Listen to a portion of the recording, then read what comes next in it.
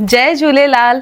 मुंहिंजो नालो जया मेहताणी आहे ऐं मां आशा दीदी सां पिछले एटलीस्ट 15 to 20 इयर्स सां जुड़ियल आहियां। जॾहिं मदर्स डे जी ॻाल्हि थी अचे त असां सभु चयूं था कि भई असां पंहिंजे मदर खे कीअं ट्रिब्यूट ॾियूं।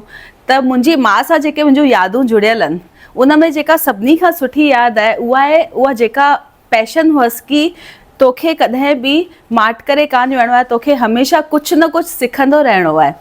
जॾहिं मां नंढी हुअसि तॾहिं बि वैकेशन थींदी हुई मूंखे कंहिं न कंहिं हॉबी क्लास में मोकिलींदी हुई।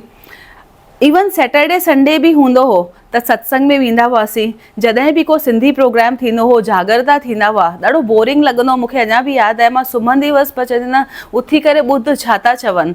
त उन्हनि शयुनि मुंहिंजो ॾाढो हिकु सुठो फाउंडेशन क्रिएट कयो ऐं जेको मां तॾहिं सिखी हुअसि हिते मूंखे प्रोफेशनली बि कमु आयो, उहो उन्हनि सां मां पैसा बि कमाया। छो जे उहे सभु शयूं जेके art and craft, stitching, ice cream making, salad making, सभु हिकु नंढी खां नंढी शइ मां सभु सिखी आहियां।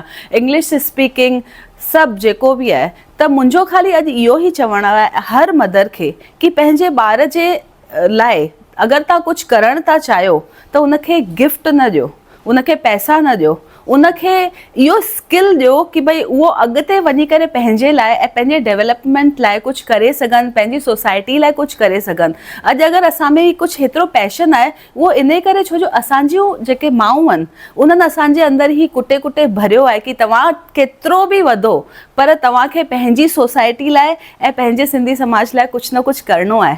त बसि इहो ई मुंहिंजो संदेश आहे मदर्स डे ते सभिनी माउनि लाइ। जय झूलेलाल।